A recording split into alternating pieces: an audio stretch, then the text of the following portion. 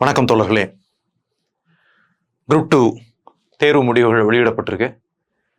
வெற்றி பெற்றிருக்கீங்க. உங்கள் அனைவருக்கும் என்னுடைய வாழ்த்துக்கள். கிட்டத்தட்ட பார்த்தீங்கன்னா ஒரு 22,000 பேர்களை எடுத்திருக்காங்க. ஸோ வெற்றியாளர்களுக்கு வாழ்த்துக்கள். அடுத்த நிலைக்கு தேர்வு செய்யப்பட்டிருக்கீங்க. வெற்றியை தவற விட்டவங்க தொடர்ச்சியாக முயற்சி பண்ணத்தான் செய்யணும். ஸோ சிறு சிறு தோல்விகளுக்கே மனம் கலங்காமல் இப்போ அப்படிதான் பண்ணுறீங்க. நிறைய பேர் வந்துட்டு விரக்தி அடைஞ்சு சார் எனக்கு கிளியர் ஆகலை அப்படிலாம் சொல்கிறீங்க. போட்டித் தேர்வு உலகத்தை பொறுத்த வரைக்கும் அப்படி தான் இருக்கும். ஸோ நம்ம தொடர்ச்சியாக முயற்சி பண்ணணும் அப்படின்றது அங்கே முக்கியமான விஷயம். தவறிலிருந்து பாடம் கற்றுக்கொள்ளுதல் அப்படின்றது ரொம்ப முக்கியமான விஷயம். லாஸ்ட் டைம் என்ன தப்பு பண்ணமோ அதை திருத்திக்கிட்டாலே போதுமானது தான் போட்டித் தேர்வை பொறுத்த வரைக்கும். நீங்கள் அதை பண்ணாமலே தோல்வி அடைஞ்சிக்கிட்டே இருக்கிறது நியாயம் இல்லை. ஸோ தவறிலிருந்து பாடம் கற்றுக்கொள்ளுதல் என்பது இங்கே ரொம்ப முக்கியமான விஷயம். ஸோ வெற்றியாளர்களுக்கு வாழ்த்துக்கள். சரியான போட்டி தான். கடந்த முறை பார்த்தீங்கன்னா மெயின்ஸ் குரூப் 2 மெயின்ஸ் அப்படின்றத டிஸ்கிரிப்டிவாக வச்சுருந்தாங்க. கிட்டத்தட்ட 60,000 பேர்களுக்கு மேலே எழுதுனீங்க. அதற்கான முடிவுகள்லாம் வெளியிடப்பட்டு பயிற்சியில் ஜாயின் பண்ணிட்டீங்க, டியூட்டியில் ஜாயின் பண்ணிட்டாங்க. இந்த முறையை பொறுத்த வரைக்கும் வேகன்சி எண்ணிக்கை மிக குறைவு தான். ஒரு வகையில் பார்க்குறப்ப பார்த்தீங்கன்னா 2006 + 534, அப்போ 2540 பதவிகள் தான். 1:10 அப்படின்னாலுமே பார்த்தீங்கன்னா ஒரே மதிப்பெண்கள் ஒரே கம்யூனல் கேட்டகரியில் நிறைய பேர் எடுக்கிறப்போ அந்த ஏஜ் வைஸ் இதெல்லாம் பார்க்காம என்ன பண்ணியிருக்காங்க, அவங்களையும் உள்ளே கொண்டு வந்திருக்காங்க. இது நல்ல முயற்சி. ஸோ வெற்றி பெற்றிருக்கீங்க. ஆனால் மிக குறுகிய காலம்தான் இருக்குது சார் அப்படி சொல்லி கேட்குறீங்க. மிக குறைந்த காலம்தான், 2 மாதங்கள். இன்னும் சொல்லப்போனால் 2Aக்கு 2 மாதத்தை விட மிக குறைவான காலம்தான் இருக்குது அப்படின்ட்டு ஸோ பதட்டப்படுறீங்க. இதில் நான் சொல்லிக்கக்கூடிய விஷயம் என்ன அப்படின்னு கேட்டிங்கன்னா, எல்லாமே நீங்கள் படித்த போர்ஷன் தான். ஸோ டிஸ்கிரிப்டிவ் ஆகட்டும், அப்ஜெக்டிவ் ஆகட்டும், இதில் சிலபஸ் கொடுத்துருக்காங்க. நிறைய போர்ஷன்ஸ் பார்த்தீங்கன்னா நீங்கள் படித்தது தான், ப்ரிலிம்ஸில் படித்தது தான். இங்கே 2 அப்படின்ற வகையில் யோசிக்கிறப்போ நிறைய டிஸ்கிரிப்டிவாக என்ன கேட்க வாய்ப்பு இருக்கோ அப்படி தான் கேட்க முடியும். ஒரு சிலபஸ் பார்க்குறப்போ பார்த்தீங்கன்னா டிஸ்கிரிப்டிவாக என்ன கேட்க வாய்ப்பு இருக்கோ அப்படி தான் கேட்க முடியும். 2Aயை பொறுத்த வரைக்கும் இதில் பார்த்தீங்கன்னா நீங்கள் நிறைய என்ன படிச்சிருக்கீங்க, ப்ரிலிம்ஸில் படிச்சிருக்கீங்க. சிலபஸை கம்பேர் பண்ணி பாருங்கள், ப்ரிலிம்ஸ் சிலபஸையும் இதில் உள்ள சிலபஸையும் கம்பேர் பண்ணி பாருங்கள். நிறைய டாப்பிக்குகள் நீங்கள் ப்ரிலிம்ஸில் படித்தது சரியா. இதை தவிர என்ன டாபிக் இருக்குது, எப்போவுமே சிலபஸ் அடிப்படையிலே படிக்கணும். ஸோ நான் குரூப் 2Aக்கு தனியாகவே ஐடியா கொடுக்குறேன். இப்போது குரூப் 2 தட் இஸ் டிஸ்கிரிப்டிவ், அதை தான் இப்போ பார்க்க போகிறோம். ஸோ டிஸ்கிரிப்டிவ் பாருங்கள், நிறைய பேருக்கு பார்த்தீங்கன்னா 12ஆம் தேதி ரிசல்ட் போட்டிருக்காங்க. நிறைய பேருக்கு பார்த்தீங்கன்னா குரூப் 2வா 2Aவா அப்படின்னு ஒரு ஹேசிலேஷன் இருக்கும். என்ன சொல்ல போனால் நல்ல திறமையானவர்கள் இரண்டுமே தயார் பண்ணலாம். ஆனால் இட் டிபெண்ட்ஸ் அப்பான் இண்டிவிஜுவல் தான். உங்களுடைய தனிப்பட்ட திறமை அடிப்படையில் தான் அதை நீங்கள் யோசிக்கணும். ஏற்கனவே நான் குரூப் 1 மெயின்ஸ் எழுதியிருக்கேன், குரூப் 2 மெயின்ஸ் எழுதியிருக்கேன், அதில் சர்வீஸ் போயிருக்கேன் அல்லது ஜஸ்ட் வாய்ப்பை தவற விட்டுருக்கேன் அப்படின்றவங்கலாம் நிச்சயமாக குரூப் 2 டிஸ்கிரிப்டிவே சூஸ் பண்ணலாம். இரண்டுலையும் தேர்ச்சி பெற்றவங்க டிஸ்கிரிப்டிவ்லேயே சூஸ் பண்ணலாம். இல்லை சார் எனக்கு இப்போதைக்கு எனக்கு டிஸ்கிரிப்டிவ்ல அனுபவம் இல்லை சரியா, என்னுடைய ஹேண்ட் ரைட்டிங் ரொம்ப சுமாராக இருக்கும் அப்படின்னு நினைக்கிறவங்க, இனிமே தான் நம்ம பேட்டர்னுக்கு அடாப்ட் ஆகிறதுக்கே கிட்டத்தட்ட ஒரு 15 to 20 நாட்கள் ஆகிடும். அப்படின்ற பட்சத்தில் நீங்கள் குரூப் 2Aக்கு போயிடலாம் சரியா. நான் மல்டிபிள் சாய்ஸ் கொஸ்டினில் நான் ஸ்ட்ராங் சார் அப்படின்னு நினைக்கிறீங்கன்னா நீங்கள் அந்த பக்கம் போகலாம். பொதுவாகவே பார்த்தீங்கன்னா 2வா 2Aவா அப்படின்னு இந்த அட்டம்ப்டை பொறுத்தவரை பார்க்குறப்ப பார்த்தீங்கன்னா நிச்சயமாக 2 தான் இந்த அட்டம்ப்ட் எனக்கு ஃபேவராக இருக்கிற மாதிரியே தோணுது. என்ன காரணம் அப்படின்னு பார்த்தீங்கன்னா வேகன்சி பாருங்க எவ்வளோ வேகன்சி இருக்கு, கிட்டத்தட்ட பாருங்க 534 வேகன்சிஸ் இருக்கு. எதுக்கு, குரூப் 2க்கு. ஸோ குரூப் 2க்கு டிஸ்கிரிப்டிவ்க்கு 534 வேகன்சிஸ். கிட்டத்தட்ட எத்தனை பேர் எடுத்திருக்காங்க, 1:10 அப்படின்னு சொன்னாலும் நிறைய பேர் ப்ரிலிம்ஸில் ஒரே மதிப்பெண்கள் பெற்றிருக்கிறது. இதன் அடிப்படையில் பார்க்குறப்ப பார்த்தீங்கன்னா ஒரே கம்யூனல் கேட்டகரி கொஞ்சம் அதிகமாகவும் இருக்கலாம். கிட்டத்தட்ட 7,987 பேர் எடுத்திருக்காங்க. தட் இஸ் ஒரு போஸ்ட்டுக்கு ஒரு 15 பேர்கிட்ட மோத போகிறாங்க அப்படின்றதா இங்கே. பட் ஆனால் 534 வேகன்சிஸ் இருக்கு இங்கே பார்த்தீங்கன்னா.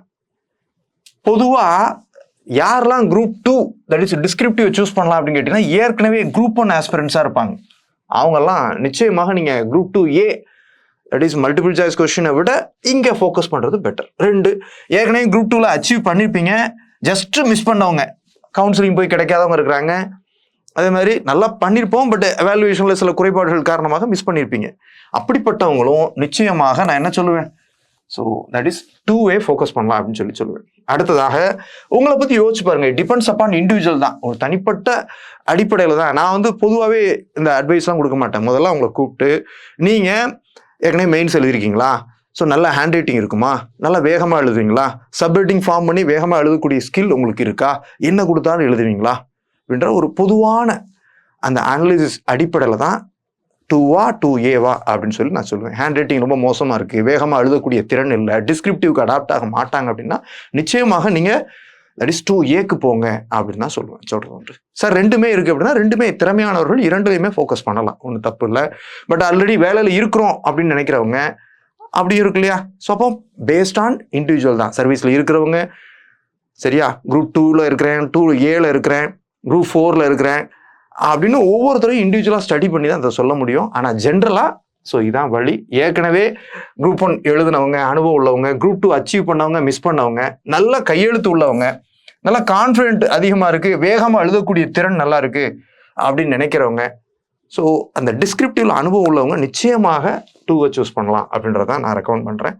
அடுத்ததாக பார்த்தீங்கன்னா, இல்லை சார் எனக்கு எக்ஸ்பீரியன்ஸ் இல்லை, ஆனால் நல்ல நம்பிக்கை இருக்குது, நல்ல கையெழுத்து இருக்குது, என்னால் வேகமாக எழுத முடியும், ஒரு கொஸ்டின் நல்லா புரிஞ்சுக்கிட்டு டிஸ்கிரிப்டிவாக கொடுக்கக்கூடிய ஸ்கில் இருக்குது, நான் சில ஸ்பெஷல் கேட்டகரிஸை சேர்ந்தவன், எனக்கு PSTM இருக்குது, ஆனால் அனுபவம் இல்லைனாலும் என்னால் அடாப்ட் ஆக முடியும், PSTM இருக்குது, அல்லது இந்த அட்டம்ப்ட்டு தான் நான் ப்ரிப்பேர் பண்ணேன் சார், இந்த அட்டம்ப்டே நான் ஸோ ப்ரிலிம்ஸ் நல்லா பண்ணியிருக்கேன், இயல்பாகவே நான் ஸ்கூலிங் காலேஜஸில் நல்லா பர்ஃபார்ம் பண்ணக்கூடியவன், டிஸ்கிரிப்டிவ் நல்லா என்னால் கொடுக்க முடியும் அப்படின்ற நம்பிக்கை உள்ளவங்க, ரொம்ப ஷார்ட் பீரியட்னாலும் என்னால் அந்த பேட்டர்னுக்கு அடாப்ட் ஆகி வேகமாக கொடுக்க முடியும் அப்படின்னு நம்பிக்கை உள்ளவங்க, அப்புறம் ஸ்பெஷல் கேட்டகரிஸ் PSTM வச்சுருக்கிறவங்க, டிஃப்ரெண்ட்லி ஏபிள்லே நல்லா எழுதக்கூடிய அனுபவம் உள்ளவங்க, ST போன்ற ஸ்பெஷல் கேட்டகரிஸ் உள்ளவங்க, அவங்களும் நீங்கள் என்ன பண்ணலாம், ஸோ இந்த 2K ட்ரை பண்ணலாம்.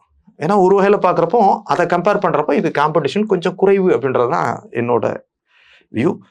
சரி, ஓகே, அது மாறுபாடுகள் இருக்கலாம்.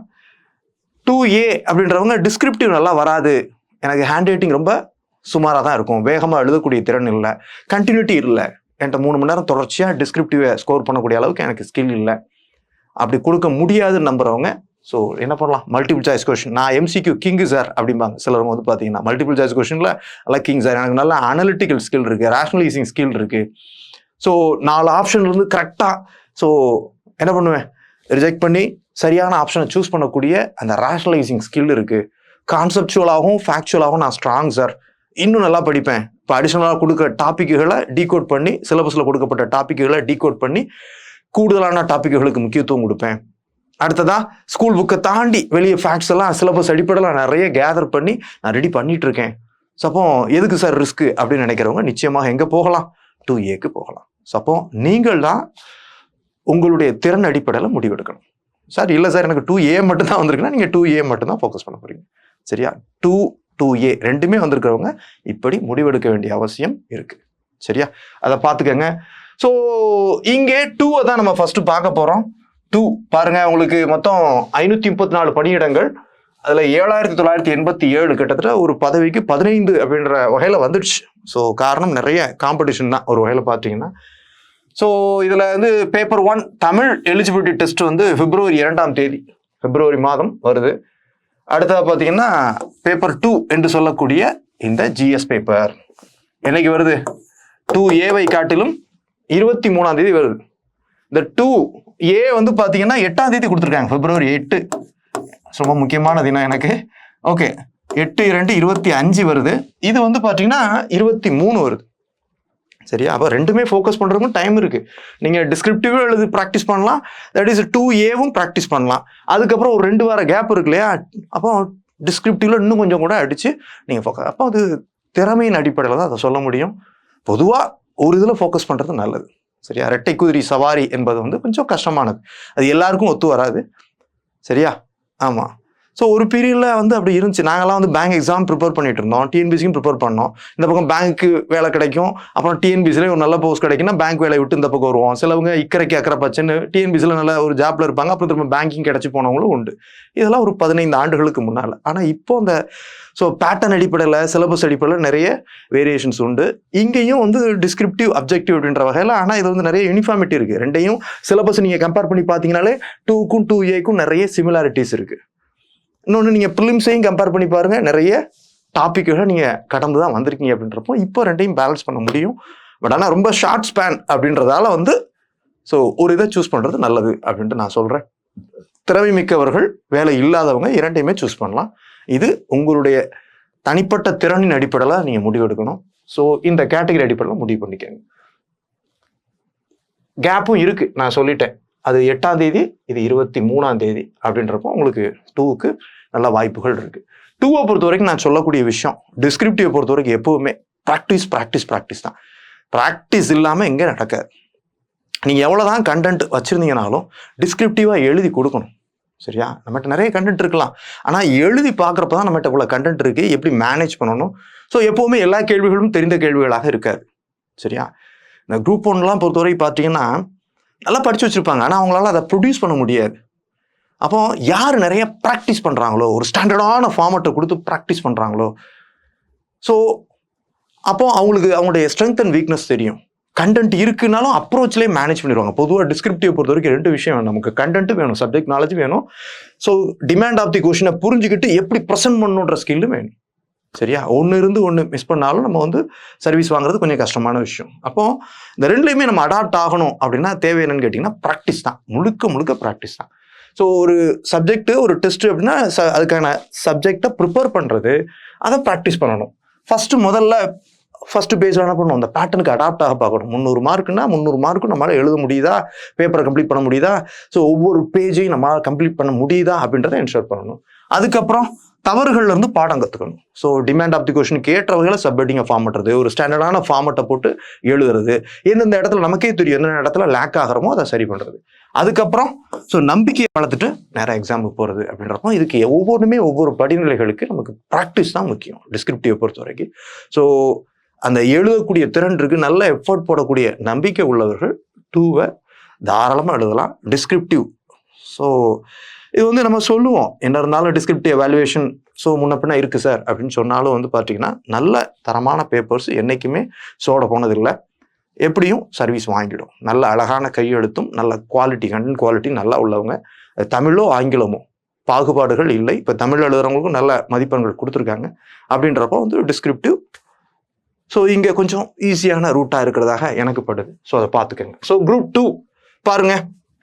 குரூப் 2வை பொறுத்தவரை பார்த்தீங்கன்னா பேட்டர்ன் என்ன சார், பேட்டர்ன் நீங்கள் பார்த்துருப்பீங்க, பட் இருந்தாலும் உங்களுக்கு ஜஸ்ட்டு நான் எக்ஸ்பிளைன் பண்ணிடுறேன். பேட்டர்ன் என்ன அப்படின்னு பார்க்குறப்ப பார்த்தீங்கன்னா மொத்தம் 7 யூனிட்டுகளாக பிரிச்சிருக்காங்க. 7 யூனிட்டுகளாக பிரிச்சிருக்காங்க. முன்ன மாதிரிலாம் இல்லைங்க. முன்ன வந்து குரூப் 2 300 மதிப்பெண்கள் அப்படின்னு சொல்லிட்டு 300 மதிப்பெண்களுக்கு என்ன பண்ணிட்டு இருப்போம், 3 மார்க்ஸ் இருக்கும், 8 மார்க்ஸ் இருக்கும், 15 மார்க் இருக்கும். ப்ரீ 2017 பார்த்தீங்கன்னா 30 மார்க்லாம் உண்டு. அப்படிலாம் இருந்துச்சு. இப்போ அப்படிலாம் இல்லை. யூபிஎஸ்சி மாதிரி குரூப் 1 மாதிரி சிம்பிளாக தான் மாற்றிட்டாங்க. 10 மார்க் அண்ட் 15 மார்க் அப்படின்னு சொல்லி சிம்பிளிஃபை பண்ணிட்டாங்க. 10 மார்க்கும் 15 மார்க்கும் தான். நமக்கு வந்து பார்த்தீங்கன்னா சிலபஸை ஒரு 7 யூனிட்டுகளாக பிரிச்சிருக்காங்க. உங்களுக்கு தெரியும், எல்லாமே ஸ்பெஷல் ரெஃபரன்ஸ் டு தமிழ்நாடு தான். Modern history special reference to Tamil Nadu, Tamil society, சரியா? ஆமாம், யூனிட் 8ன்னு வச்சுக்கோங்களேன். அடுத்த சோஷியல் இஷ்யூஸ், அப்புறம் சயின்ஸ் அண்ட் டெக், அப்புறம் பாலிட்டி அண்ட் கவர்னன்ஸ், அப்புறம் ஜியாகிரபி என்விரான்மெண்டல் சயின்ஸ், அதுக்கப்புறம் Indian economy special reference to Tamil Nadu இப்படின்ட்டு ஒரு 7 பகுதிகளாக சிலபஸ் பிரிக்கப்பட்டிருக்கு. சரியா? இது எல்லாமே நீங்கள் ப்ரிலிம்ஸில் கடந்து வந்த டாபிக்னாலும் ப்ரிலிம்ஸில் அப்ஜெக்டிவ் நேச்சரில் இன் டீட்டெயில்டாக கேட்க முடியும். ஆனால் டிஸ்கிரிப்டிவ் அப்படின்னா ஒரு டாபிக், ஒரு சிலபஸில் ஒரு டாபிக் எடுக்கிறீங்க அப்படின்னு பார்த்தீங்கன்னா அதில் அப்ஜெக்டிவாக 100 கேள்வி கேட்கலாம். ஆனால் டிஸ்கிரிப்டிவாக அதில் 1, 2 ஏதாவது லிமிட்டடாக தான் கேட்க வாய்ப்பு இருக்குது. அப்படின்றப்போ அதை நம்ம ஐடென்டிஃபை பண்ணாலே டிஸ்கிரிப்டிவ் எக்ஸாமை ஈஸியாக ஃபோக்கஸ் பண்ணலாம். அதுலேயும் பார்த்தீங்கன்னா சின்ன சின்ன கேள்விலாம் அங்கே கேட்க வாய்ப்பே இல்லை. 3 மதிப்பெண்கள் 8 மதிப்பெண்கள்லாம் இப்போ இல்லை. அப்போ 10, 20, 15 அப்படின்றப்ப பார்த்தீங்கன்னா பெரிய கேள்விகளாக தான் கேட்க முடியும். அப்படின்றப்ப இந்த டாப்பிக்காக இதில் இப்படி தான் கேட்க வாய்ப்பு இருக்குன்னு நம்ம அழகாக ப்ரிடிக்ட் பண்ணலாம். அனுபவசாலிகள் அதை அழகாக தூக்கிடுவாங்க. சரியா? Right, okay. பேட்டர்ன் என்ன அப்படின்னு பார்க்குறப்ப பார்த்தீங்கன்னா 10 மார்க் கொஷின் 12 கேள்விகள் எழுத போறீங்க. 15 மார்க் கொஷின் 12 கேள்விகள் எழுத போறீங்க. இதை எப்படி பிரிச்சிருக்காங்க அப்படின்றத பாருங்க. இதை வந்து பார்த்தீங்கன்னா ஸோ எப்படி பிரிச்சிருக்காங்க பாருங்க. பார்ட் ஏ அப்படின்றதுல ஒரு 9 கேள்விகள் கேட்க போறாங்க. எக்ஸப்ட் இதுல 9 கேள்வி எது வராது, இது மட்டும் பார்ட் பி. தட் இஸ் பாருங்க, இது மட்டும் பார்ட் பி ஆக பிரிக்கிறாங்க. எக்ஸாம் இப்படிதான் இருக்க போகுது. இதெல்லாம் பார்ட் ஏ. தட் இஸ் என்னது, இது பார்ட் ஏ. இது தவிர்த்து மீதம் இருக்கக்கூடிய 9 கேள்விகள் என்னது, பார்ட் ஏ. இந்த 3ஐயும் சேர்த்தா இந்த 3 மட்டும் என்னது, பார்ட் பி. இப்படி பிரிச்சிருக்காங்க. இது மட்டும் பார்ட் பி அப்படி பிரிக்கிறாங்க. தட் இஸ் வந்து தமிழ் சொசைட்டியை மட்டும் தனியாக பிரிக்க காரணம் என்ன அப்படின்னு பார்த்தீங்கன்னா, குரூப் 1ல இது இருக்குங்க, எல்லாமே இது குரூப் 1 சிலபஸ் தாங்க. ஒரு வகையில் பார்த்தீங்கன்னா சின்ன கொஞ்சம் தமிழ்நாட்டுக்கு முக்கியத்துவம் கொடுக்குறாங்க. மாடர்ன் ஹிஸ்ட்ரி அப்படின்றது வந்து பார்த்தீங்கன்னா குரூப் 1ல தட் இஸ் பேப்பர் 2ல இருக்கக்கூடியது. சோஷியல் இஷ்யூவும் பேப்பர் 2ல இருக்கக்கூடியது. சயின்ஸ் அண்ட் டெக் பாலிட்டிலாம் பேப்பர் 3ல இருக்கக்கூடியது. ஜியாகிரபி என்விரான்மெண்ட்லாம் பொறுத்தவரைக்கும் பார்த்தீங்கன்னா ஜியாகிரபி என்விரான்மெண்ட் எக்கானமிலாம் பேப்பர் 4ல இருக்கக்கூடியது குரூப் 1ல. அப்போ அந்த ஆர்டரில் அப்படியே தூக்கி வச்சிருக்காங்க, சின்ன சேஞ்சஸ் பண்ணி கொடுத்துருக்காங்க. ஸோ அங்கே 4 பேப்பர் தமிழையும் சேர்த்து 3 ஜிஎஸ் பேப்பர் சேர்த்து மொத்தம் 4 பேப்பர். இங்கே மொத்தமே உங்களுக்கு ஒரு பேப்பர் தான். ஆனால் அந்த இதை தான் சுருக்கி கொடுத்துருக்காங்க, கொஞ்சம் வித்தியாசப்படுத்தி பேட்டர்னை கொடுக்குறாங்க. தமிழ் சொசைட்டி இதை மட்டும் தனியாக கொடுக்க காரணம் என்ன அப்படின்னு கேட்டிங்கன்னா, நீங்கள் தமிழ் அல்லது ஆங்கிலத்தில் எழுதலாம். ஸோ ஏன்னா நிறைய வந்து history of Tamil society, Tamil சமுதாயத்துடைய வரலாறு அப்படின்றப்ப பார்த்தீங்கன்னா அது எப்படி இருக்கும். ஸோ தமிழ் சமுதாய வரலாறு அதை சொல்லக்கூடிய முக்கியமான சோர்ஸ் என்ன அப்படின்னு பார்த்தீங்கன்னா லிட்ரரி சோர்ஸ் தான். இலக்கிய சான்றுகளோட தான் அடிப்படையில் தான் நம்ம தமிழ் சமுதாய வரலாறு பண்ணுறோம். அப்போ இலக்கிய குறிப்புகள் வேணும், சரியா, இலக்கிய பாடல் வரிகள் எல்லாம் எழுதணும் அப்படின்றப்போ சரியா. அப்போ இது வந்து நீங்கள் தமிழ்லையும் எழுதலாம் ஆங்கிலத்தில் எழுதலாம் அப்படின்ற வகையில் இதை கொடுக்குறாங்க. ஏதேனும் ஒரு மொழியில் எழுதணும் அப்படின்றதால இதை மட்டும் தனி பகுதியாக பிரிச்சிருக்காங்க. பார்ட் பியில் வருது. மீதம் எல்லாம் பார்த்தீங்கன்னா இது வந்து பார்ட் ஏ வருது. அப்போ மாடர்ன் ஹிஸ்ட்ரியில் 10 மார்க்ல ஒரு கேள்வி வரப்போகுது. சோஷியல் இஷ்யூஸில் 10 மார்க்ல 2 கேள்வி வரப்போகுது. சயின்ஸ் அண்ட் டெக்ல 10 மார்க்ல ஒரு கேள்வி வரப்போகுது. பாலிட்டி அண்ட் கவர்னன்ஸில் எத்தனை கேள்வி, 3 கேள்வி வரப்போகுது. வெயிட்டேஜ் வந்து பாருங்க, இதுக்கு தான் வெயிட்டேஜ் அதிகம். அடுத்தது பாருங்க, ஜியாகிரபியில் ஒரு கேள்வி 10 மார்க் வரப்போகுது. எக்கானமியில் ஒரு கேள்வி வரப்போகுது. இதை நல்லா ஞாபகம் வச்சுக்கோங்க. 1 2 3 4 7 8 9 நல்லா ஞாபகம் வச்சுக்கோங்க. இதுல ஆப்ஷன் இல்லை.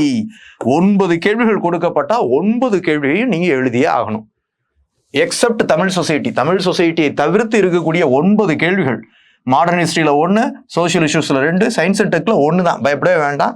அடுத்தது பாருங்க, பாலிட்டியில 3, ஜியாகிரபி 1, ஸோ எக்கானமியில் 1. அப்போ சயின்ஸ் அண்ட் டெக்கை பொறுத்த வரைக்கும் இங்கே பயப்பட வேண்டிய அவசியம் இல்லை. Science and tech and advance, so development அப்படின்னு தான் கேட்குறாங்க. அப்போ அழகாக கொஸ்டினை ப்ரிடிக்ட் பண்ணிடலாம். ஒரு கேள்வி தான் வரப்போது, நீங்கள் ஃபேஸ் பண்ணிடுவீங்க. அப்போ 1 2 3 4 7 8 9, இந்த 9ல் ஆப்ஷனே கிடையாது. 9க்கு 9 நீங்கள் எழுதி ஆகணும் அப்படின்றத அங்கே கொடுத்துருக்காங்க. ஆனால் இதுதான் பார்ட் ஏ. பார்ட் ஏல 9க்கு 9 கேள்விகளை நீங்கள் எழுத போறீங்க. பார்ட் பி என்பது முழுக்க முழுக்க தமிழ் சொசைட்டி தான். இதில் வந்து 15 மார்க் இல்லை தமிழ் சொசைட்டியில். அப்போ நீங்க 10 மார்க் தான் 3 கேள்விகள் எழுதணும். ஆனா ஆப்ஷனுக்கு கொடுக்குறாங்க பாருங்க, 5ல் 3 கேள்விகள். இது கொஞ்சம் ஆங்கில வழி மாணவர்கள் இதுல கொஞ்சம் தடுமாறக்கூடாதுன்றக்க ஆப்ஷன் கொடுக்குறாங்க. ஒருவேளை அப்படித்தான் எடுக்க வேண்டியிருக்கு. அப்போ இது வந்து பாத்தீங்கன்னா 5ல் 3 கேள்விகள் நீங்க எழுத போறீங்க. அப்போ ஒட்டுமொத்தமா இந்த 9 + 3 கேள்விகளையும் சேர்த்து 12 கேள்விகள். இப்போ ஆப்ஷன் இங்க மட்டும்தான் ஆப்ஷன் கொடுக்குறாங்க, மீதமுள்ள பகுதிக்கு ஆப்ஷன் வழங்கப்படலை அப்படின்றத ஞாபகம் வச்சுக்கோங்க. சார் என்ன சார் இப்படி இருக்கு அப்படின்னு பாத்தீங்கன்னா 10 மார்க் அப்படிதான் இருக்கு. ஆனா எளிமையாக தான் இருக்கும். சிலபஸ் டீகோட் பண்ணாலே நீங்க மேனேஜ் பண்ணிட்டு வரக்கூடிய அளவுக்கு எளிமையாகத்தான் இருக்கு. தமிழ் சொசைட்டியில் ஆப்ஷன் கொடுத்துட்டாங்க. அப்போ நீங்க வந்து அதை பத்தி கவலைப்பட வேண்டிய அவசியம் இல்லை. ஒட்டு மொத்தமா 12 கேள்விகள். 12 × 10 எத்தனை ஆச்சு, 120 மதிப்பெண்கள் ஆச்சு. அதே மாதிரி 15 மார்க் பாருங்க, 15 மார்க் தான் பார்ட் சி ஆக கொடுக்குறாங்க. இது பார்ட் சி. இதுல வந்து தமிழ் சொசைட்டில கேள்வி இல்லை. 15 மார்க்கை பொறுத்த வரைக்கும் ஒவ்வொரு பார்ட்லையும் 3 கேள்விகள் கொடுத்து 2 கேட்குறாங்க. அப்போ இங்க ஆப்ஷன் உங்களுக்கு இருக்கு. எவ்வளவு ஃபேவரா இருக்கு பாருங்க, எவ்வளவு உங்களுக்கு ஃப்ரெண்ட்லியா இருக்கு பாருங்க.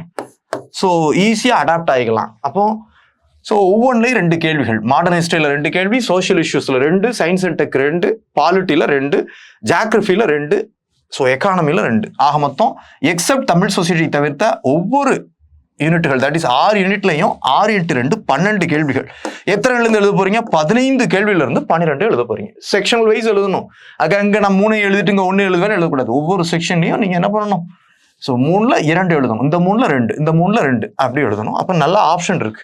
15 கேள்விக்கு ஸோ 15 இல்லை 18 கேள்விகள் இருக்கு. இன்னும் சொல்ல போனால் 6 யூனிட்டுகள்லையா 6 × 3 18, 6 × 2 12. அப்போ 18க்கு 12 கேள்விகளை நீங்க எழுதலாம்.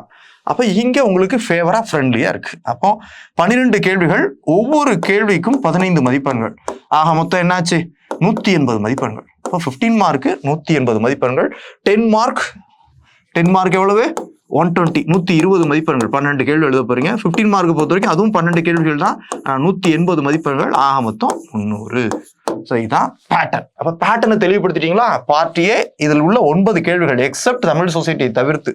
பார்ட் பி தமிழ் சொசைட்டியில மட்டும் 5க்கு 3 கேள்வி. பார்ட் சி 15 மார்க்கு, மொத்தம் கொடுக்கப்பட்ட 18 கேள்விகள், ஒவ்வொரு செக்ஷனுக்கு 3 அப்படின்றப்ப பாத்தீங்கன்னா 3ல் 2 எழுத போறீங்க. அப்படின்றப்போ 6 × 2 ரிமைனிங், இதை தவிர்த்த ரிமைனிங் இருக்கக்கூடிய 6 × 2 12.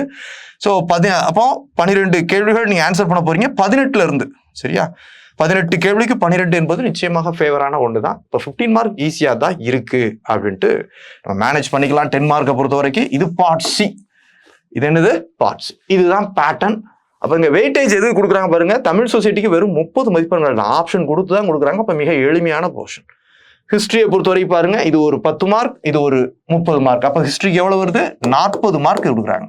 இதுக்கு 30 மார்க் வெயிட்டேஜ் கொடுக்குறாங்க. அடுத்தா பாருங்க சோஷியல் இஷ்யூஸை பொறுத்த வரைக்கும் 2 × 10 20, 2 × 15 30. அப்போ எவ்வளவு? 50 மதிப்பெண்கள். இதுக்கு 50 மார்க்ஸ் கொடுக்குறாங்க. சயின்ஸ் அண்ட் டெக்கை பொறுத்த வரைக்கும் பாருங்க 10 + 30, அப்போ எவ்வளவு? 40 மதிப்பெண்கள், 40 மார்க்ஸ் தான்.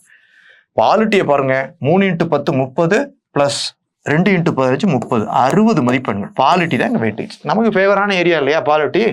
அப்போ நீங்க அழகா எழுதலாம் பாலிட்டியை பொறுத்த வரைக்கும். So geography, environment, disaster management எல்லாம் சேர்த்து தான் இதெல்லாம் வந்து கிளப் பண்ணியே கொடுக்குறாங்க. ஒரு 10 மார்க் + 2 15 மார்க், 30 + 10 40 மதிப்பெண்கள், 40 மார்க்ஸ். எக்கானமியை பொறுத்த வரைக்கும் பாருங்க, இதுவும் அதே தான். 1 + 2 தட் இஸ் 40 மதிப்பெண்கள். ஆக மொத்தம் பாருங்க இப்படிதான் வெயிட்டேஜ் பிரிச்சு கொடுத்துருக்காங்க. 40 80 140 180 230 260 300. இதுதான் 300. இப்படிதான் பிரிச்சு கொடுத்துருக்காங்க, உங்களுக்கு தெரியும். ஸோ இன்னொரு முறை தரவாக்கிக்கங்க எப்பவுமே. சரியா? Right, okay. அப்போ 300 மதிப்பெண்களுக்கான தேர்வு. சார் குரூப் 1 250 சார், இப்போ இவங்களுக்கு மட்டும் குரூப் 2க்கு மட்டும் என்ன சார், குரூப் 1 கஷ்டமா சார் 300 மதிப்பெண்கள் அப்படின்னு சொல்லி கேள்வி கேட்குறீங்க. நல்லா பார்த்துக்கோங்க. ஸோ வேரியேஷன் இருக்குங்க. இப்போ குரூப் 1 பொறுத்தவரை பார்த்தீங்கன்னா குரூப் 1ல ஸோ 250 மதிப்பெண்கள் அப்படின்னு பார்த்தீங்கன்னா அதில் 10 மார்க்ல 10 கொஸ்டின் கேட்பாங்க, 15 மார்க்ல 10 கொஸ்டின் கேட்பாங்க. சரியா? அப்போ இது 150, இது 100 அப்படின்ட்டு இருந்துச்சு 250. ரைட், ஓகே தான். இங்க என்ன சார், இது 12 கேட்குறாங்க. குரூப் 2ல 12 கேள்விகள் கேட்குறாங்க சார். சரியா?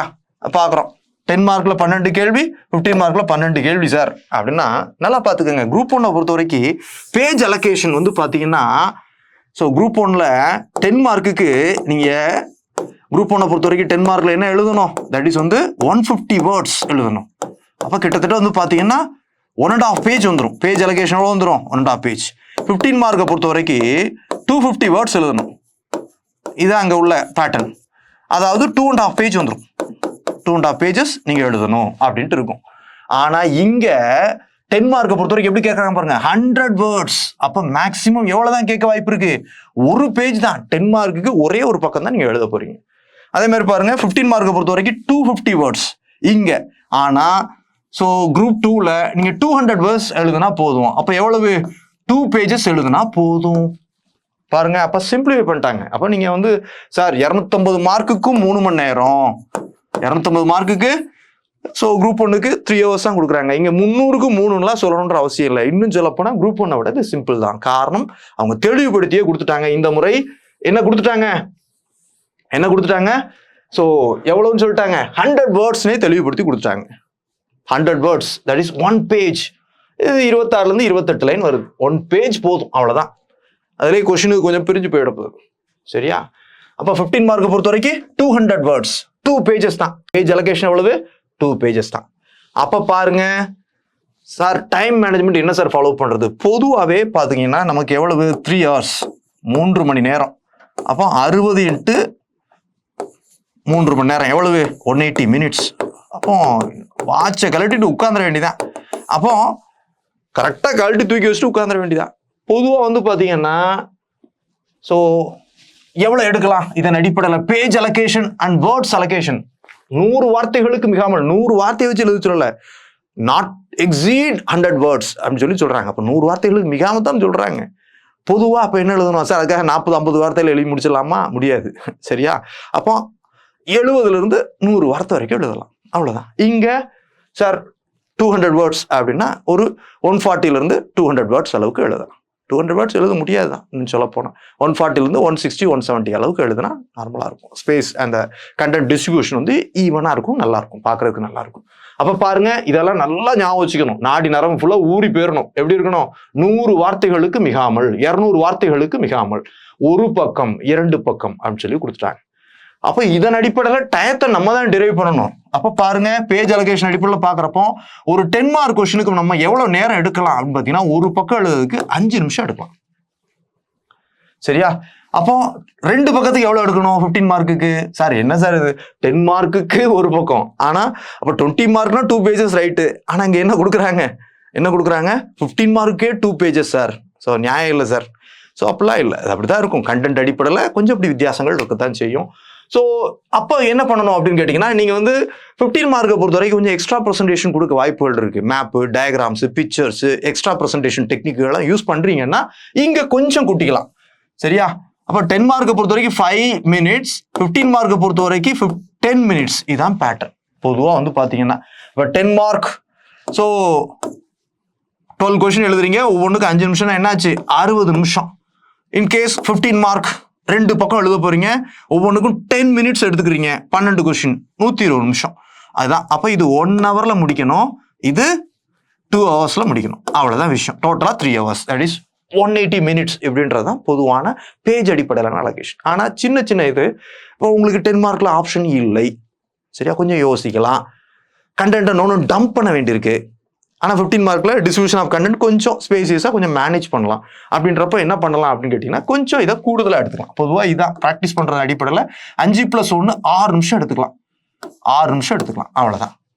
இதை பொறுத்த வரைக்கும் எவ்வளோ எடுத்துக்கலாம்? அப்போ இதை 1 நிமிஷத்தை குறைக்கணும். சரியா? 1 நிமிஷத்தை குறைக்கணும். எவ்வளோ கொடுக்கலாம்? ஸோ அப்போ இதை பொறுத்த வரைக்கும் 9 minutes எடுத்துக்கலாம். அப்படிதான் போகணும். அப்படிதான் நம்ம கொஞ்சம் பிளான் பண்ணணும். இது 6 minutes, இது 9 minutes. அப்போ பாருங்க, 10 மார்க்கு 6ன்னா 15 மார்க்கு 9 minutes அப்படின்றது இங்கே பேலன்சிங்கான ஒன்று. இதான் எடுக்கணும். இது சொல்லவும் முடியாது, கேள்விகளை பொறுத்து மாறுபடும். பொதுவாக கண்டென்ட் அண்ட் ஃபேக்ட்ஸ் நிறைய இருக்கு, ஸ்டாட்டிக் கொஸ்டினாக இருக்கு அப்படின்னா நிறைய நீங்கள் கொடுக்குறீங்க அப்படின்னா என்ன ஆகும்?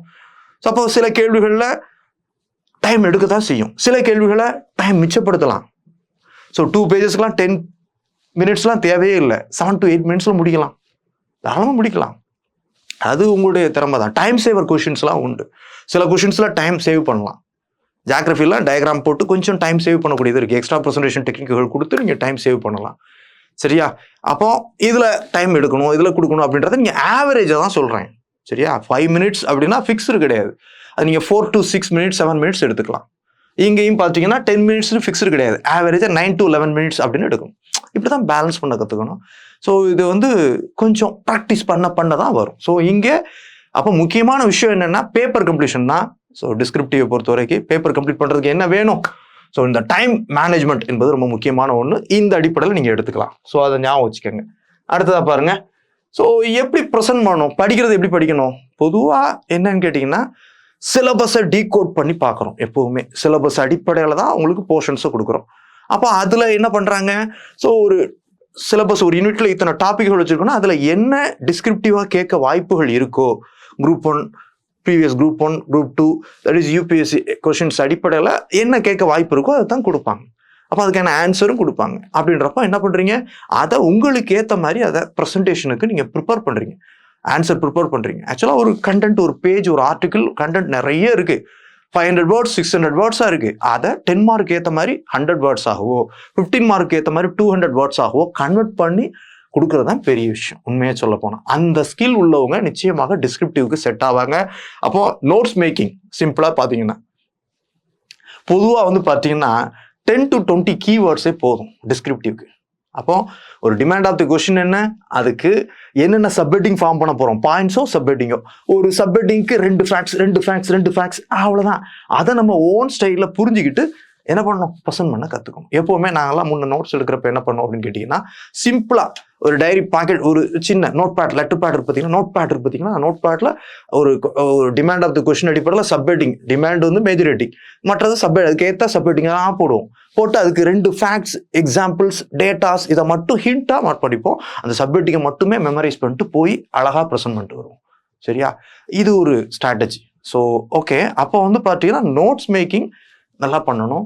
அல்லது கொடுக்கப்பட்ட நோட்ஸை உங்களுக்கு ஏற்ற மாதிரி சிம்பிளை பண்ணி சாதனைங்க 100 வேர்ட்ஸ் 200 வேர்ட்ஸ்க்கு கொடுக்க தெரியணும் அப்படின்றத மனசில் வச்சுக்கோங்க. எப்போவுமே பேசிக்கான ப்ரெசன்டேஷன் வந்து நல்ல ஹேண்ட் ரைட்டிங் கொடுக்கணும், டாப் டு எண்ட். ஸோ கொடுக்கப்பட்ட அனைத்து பக்கங்களையும் ஒரே மாதிரியான கையெழுத்து இருக்கணும். அலைன்மெண்ட் தெளிவாக கொடுக்கணும். ஸோ பேஜ் அலைன்மெண்ட்டு தெளிவாக கொடுக்கணும்.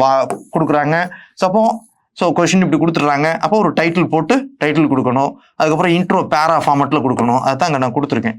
அடுத்த question demand of the question 2 demand இருக்கா, மேஜர் ஹெட்டிங்கை கரெக்டாக அப்படி மார்ஜினை ஒட்டி போடணும். இதுக்கான ஃபர்ஸ்ட் சப்ஹெட்டிங் இப்படி போடணும். இதுக்கு 2 பாயிண்ட் கொடுக்குறீங்க, எப்படி போடணும். அடுத்து 2வது சப்ஹெட்டிங் இப்படி போடுறீங்க. இதுக்கான 1வது பாயிண்ட் 2வது பாயிண்ட், இதான் அலைன்மெண்ட். தெளிவாக அப்படி எழுதணும். அப்புறம் இன்னொரு மேஜர் ஹெட்டிங் போடுறீங்கன்னு வைங்க, டிமாண்ட் ஆஃப் தி கொஷின் அடிப்படையில் இன்னொரு மேஜர் ஹெட்டிங், அதுக்கான 1வது சப்ஹெட்டிங் இப்படி போடுறீங்க. அதுக்கான 1வது பாயிண்ட் 2வது பாயிண்ட், 2வது சப்ஹெட்டிங் இப்படி போடுறீங்க.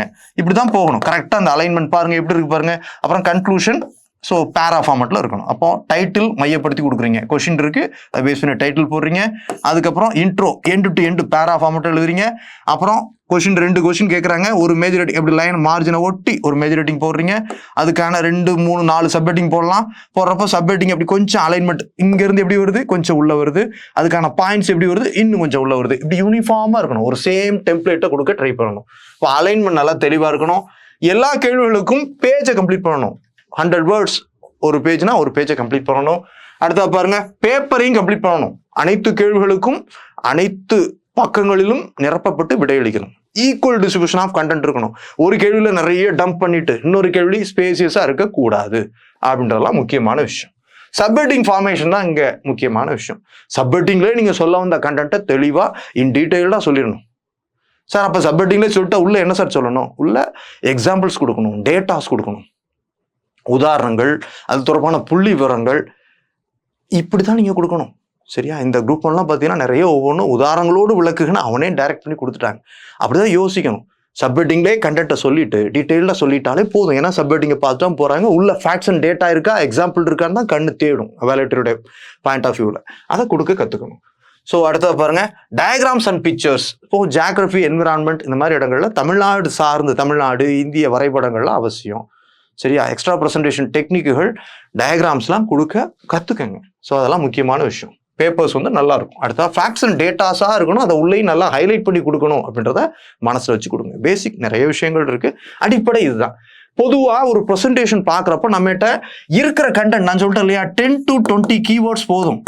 அந்த கீவேர்ட்ஸை வச்சு தான் நம்ம கொடுக்க போகிறோம். சில நேரங்களில் நம்மகிட்ட கண்டென்ட் 4-5 பாயிண்ட்ஸ் தான் இருக்கும். அதையே சப்ஹெட்டிங்களாக போட்டு அதையே ஃபேக்ட்ஸ் அண்ட் டேட்டாவோட சேர்த்து கொடுக்க ட்ரை பண்ணத்தான் செய்வோம். அப்ரோச் என்பது இங்கே முக்கியமான விஷயம். கண்டென்ட் இருக்குன்னா நம்ம ப்ரெசென்ட் பண்ணலாம், ஆனால் அப்ரோச்சும் முக்கியம். கேள்வி என்ன கான்டெக்ட்ல கேட்குறாங்க அப்படின்றத எப்பவுமே புரிஞ்சுக்கணும். ஸோ எப்பவுமே ஒரு கேள்வி தமிழ்லையும் கொடுத்துருப்பாங்க, ஆங்கிலத்திலையும் கொடுத்துருப்பாங்க. குறிப்பாக தமிழ் வழி மாணவர்கள் ஆங்கிலத்தில் கொடுக்கப்பட்ட குறிப்புகளையும் படித்து விட்டு தான் உள்ள போகணும். டிமாண்ட் ஆஃப் தி கொஸ்டின் புரிஞ்ச பின்னால தான் நம்ம உள்ள ஆன்சரிங்கே போகணும். எப்பவுமே பைலிங்குவலா ரீட் பண்ணணும். என்ன கேட்குறாங்க அப்படின்ற அந்த டிமாண்டை புரிஞ்சுக்கணும். Understand the demand of the question. இது ரொம்ப முக்கியமான விஷயம். சரியா? புரிஞ்சுட்டு அதில் என்ன வேர்டு கொடுக்கப்பட்டிருக்கோ அந்த டிமாண்ட் ஆஃப் தி கொஸ்டினே தான். 2 டிமாண்ட் இருக்குன்னா அதை தான் மேஜர் ஹெட்டிங்காக போடணும். முதன்மை தலைப்புகளாக அப்படி தான் கொடுக்கணும் அப்படின்றத ஞாபகம் வச்சுக்கோங்க. எப்போவுமே நான் சொன்ன மாதிரி ஒரு ஃபிக்ஸ்டு டெம்ப்ளேட், எல்லா கேள்விகளும் ஒரே ஃபார்மெட்டில் இருக்கணும். எல்லா கேள்விகளுக்கான ஆன்சரிங் ஒரே ஃபார்மெட்டில் இருக்க ட்ரை பண்ணலாம். கொஞ்சம் அந்த டயக்ராம்ஸ் இதை தவிர்த்து மற்றபடி பார்த்தீங்கன்னா ஒரே ஃபார்மெட் இருக்கணும். இன்ட்ரோ பேரா ஃபார்மெட்டில் இருக்கணும், கன்க்ளூஷன் பேரா ஃபார்மெட்டில் இருக்கணும். ஆனால் 10 மார்க்கு இன்ட்ரோ, கன்க்ளூஷன், முன்னுரை, முடிவுரைன்ற தலைப்பு கொடுக்க வேண்டிய அவசியம் இல்லை. ஆனால் 15 மார்க்கு கொடுக்கணும். That is 10% of the content வந்து இன்ட்ரோ கன்க்ளூஷனாக இருக்கலாம். இப்போ 10 மார்க்கை பொறுத்த வரைக்கும் 100 வேர்ட்ஸ் அப்படின்னு சொல்லி கொடுக்குறாங்க. அப்போ 10 வேர்ட்ஸ் வந்து இன்ட்ரோ இருக்கலாம், 2 லைன் கொடுக்கணும். கன்க்ளூஷன் கொடுக்கணும். நீங்கள் கன்க்ளூஷன்லாம் கொடுக்கல அப்படின்னா உங்களுக்கு கண்டென்ட் இருக்கு, உங்களால் கொடுக்க முடியல, அந்த டயத்துக்குள்ள அந்த இடத்துக்குள்ள கொடுக்க முடியல, உனக்கு திறமை இல்லைன்னு அர்த்தம்.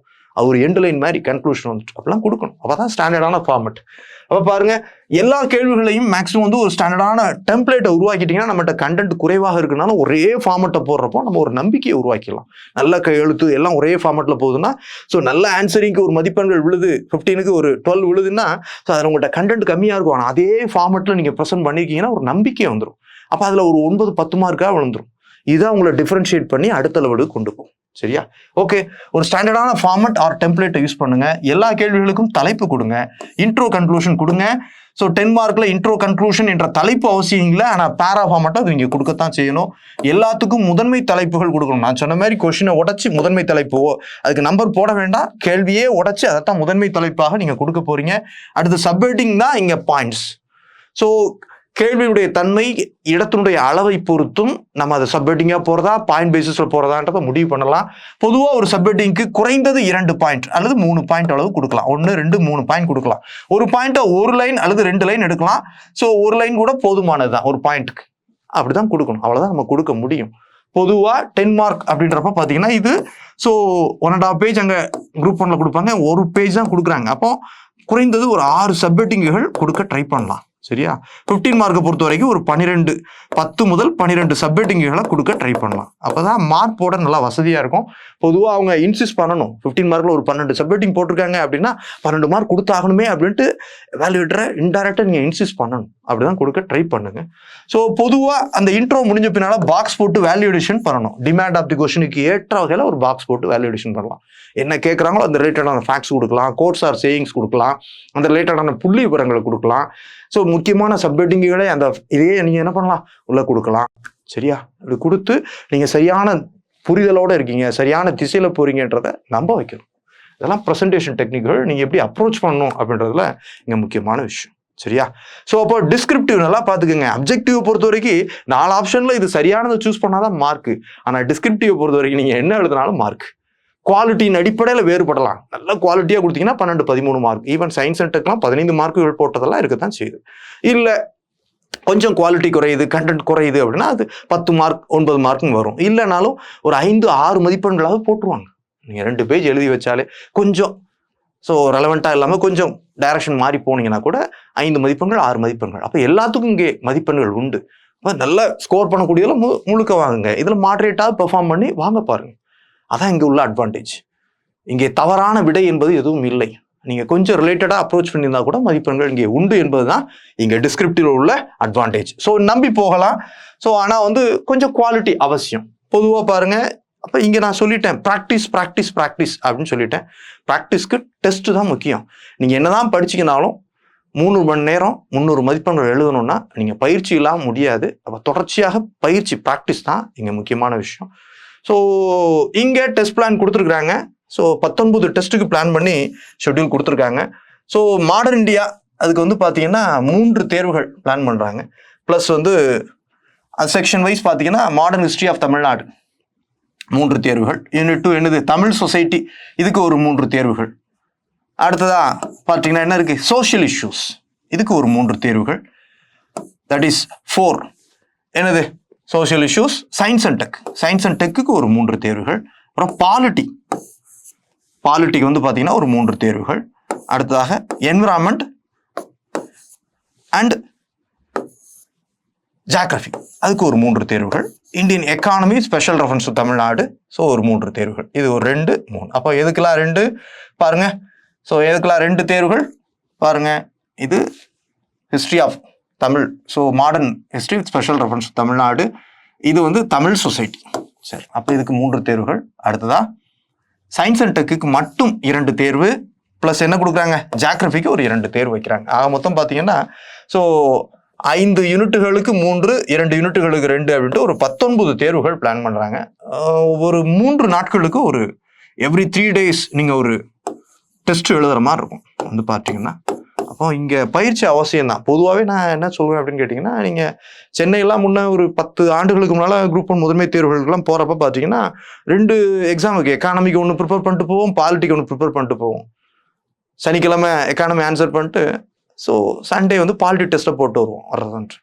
அப்போ 2மே பேலன்ஸ் பண்ணிட்டு போகிறதுன்ட்டு. இடையில வந்து பார்த்தீங்கன்னா ஆஃபீஸ் போவோம், வீக்லி டேஸில் காலையில் கிளாஸ் எடுப்போம், ஃபேமிலியை பார்ப்போம், அப்படியே போயிட்டு வந்துட்டு இருப்போம். கண்டென்ட் படிக்கிறோமோ இல்லையோ டெஸ்ட் போடணும். சிலவங்களாம் வந்து பார்த்தீங்கன்னா படிக்கிறாங்களோ இல்லையோ ஏற்கனவே படித்த எக்ஸ்பீரியன்ஸ் இருக்குள்ள போய் போட்டால் வந்துருவாங்க. இது என்ன பண்ணும் அப்படின்னு கேட்டிங்கன்னா ஒரு நம்பிக்கையை கொடுக்கும். நம்மகிட்ட கண்டென்ட் இருக்கோ இல்லையோ அதையும் எழுதி மேனேஜ் பண்ணக்கூடிய நம்பிக்கையை கொடுக்கக்கூடியது ப்ராக்டிஸ் தான். ஆனால் கண்டென்ட் இல்லாமல் ப்ராக்டிஸ் பண்ணக்கூடாது, தப்பான இது கதையாயிடும். பட் ஆனால் அது ஒரு நம்பிக்கையை கொடுக்கும். அதனால் ப்ராக்டிஸ் தான் இங்கே ரொம்ப முக்கியமான விஷயம். டெஸ்ட் எழுதுங்க, எப்போவுமே தேர்வுகள் எழுத வேண்டியது ரொம்ப முக்கியம். ஸோ இங்கே 19 தேர்வுகள் பார்த்தீங்கன்னா கூடுதலாக பார்த்தீங்கன்னா 2 ரிவிஷன் டெஸ்ட் வைக்கிறாங்க. ஒட்டுமொத்தமாக ஃபுல் டெஸ்ட் 2 ரிவிஷன் டெஸ்ட் ஒட்டுமொத்தமாக சேர்த்து, ஒட்டுமொத்த போர்ஷனையும் சேர்த்து நம்ம எல்லாமே 300 மதிப்பெண்களுக்கு தான். அப்போ ஒரு ஃபுல் ரிவிஷன் டெஸ்ட்டையும் சேர்த்து 21 தேர்வுகள் ஆயிடுச்சு. கரெக்டாக இருக்கும் உங்களுக்கு ஷெட்யூல் வந்து எக்ஸாம் அந்த ஒரு 4 நாட்கள் முன்னால் அந்த மாடல் டெஸ்ட் ஃபுல் டெஸ்ட்டு முடிக்கிற உங்களை ப்ராக்டிஸ் பண்ணி அனுப்புறதுக்கு சரியாக இருக்கும். அதை யூட்டிலைஸ் பண்ணிக்கோங்க. இதை தவிர நீங்கள் தமிழ் ப்ராக்டிஸ் பண்ணுறதுக்குன்னு 3 தமிழுக்கான எலிஜிபிலிட்டி டெஸ்ட்டு ஏற்கனவே கொடுத்துருக்காங்க, அதுவும் இருக்குது. அதை நீங்கள் ப்ராக்டிஸ் பண்ணிக்கலாம். பட் ஆனால் ஜிஎஸ் டெஸ்ட் தான் முக்கியம். ஒவ்வொன்றுக்குமான போர்ஷன் நம்ம ஏற்கனவே கொடுத்துட்டேன். History of modern history of India and Tamil special reference to Tamil society 40. அடுத்ததா 2வது தமிழ் சொசைட்டி தான் வந்து பார்த்தீங்கன்னா 30 மதிப்பெண்கள். அடுத்ததா என்ன இருக்கு, ஆமாம் மதிப்பெண்கள் அடிப்படையில் பிரித்து கொடுக்குறாங்க. 50 மதிப்பெண்கள் science and tech. Social issue 50 மதிப்பெண்கள், சயின்ஸ் அண்ட் டெக் 40. அடுத்ததாக பார்த்தீங்கன்னா என்ன இருக்கு, பாலிட்டி 60 மதிப்பெண்கள். அடுத்ததா ஜியாகிரபி அண்ட் என்விரான்மெண்ட் 40, எக்கானமி 40. மொத்தம் 300 மதிப்பெண்களுக்கு இப்படி தான் இருக்குது. அதன் அடிப்படையெல்லாம் பிரிச்சிருக்காங்க. 19 தேர்வுகள் என்பது ரொம்ப முக்கியமானதான். சார் 5-6 டெஸ்ட் போதுமா அப்படிலாம் முடியாது. உண்மையை சொல்ல போனால் எவ்வளோக்குள்ள நீங்கள் எழுதுறீங்களோ அவ்வளோக்குள்ள முக்கியம். பொதுவாக இது வந்து என்ன பண்ணும் அப்படின்னு கேட்டிங்கன்னா உங்கள்கிட்ட நிறைய ஃபுல் கண்டென்ட் இருக்குது, 500 வேர்டு இருக்குது, அதை 100 வேர்ட்ஸ் 200 வேர்ட்ஸ்க்கும் கம்ப்ளீட் பண்ணக்கூடிய ஸ்கில் வந்துடும் இந்த பீரியடில். 2 அதை லிமிட்டடாகவே கொடுத்தாங்களோ அதை ஆசிட்டிஸ் கொடுக்க தெரியும். அடுத்த ஒரு 10 to 15 கீவேர்ட்ஸாக இருந்தாலும் அதையும் 200 வேர்ட்ஸுக்கு டிஸ்கிரிப்டிவாக கொடுக்கக்கூடிய ஸ்கில் வந்துடும். அப்போ இயல்பாகவே இங்கே ப்ராக்டிஸ் என்பது அவசியம்.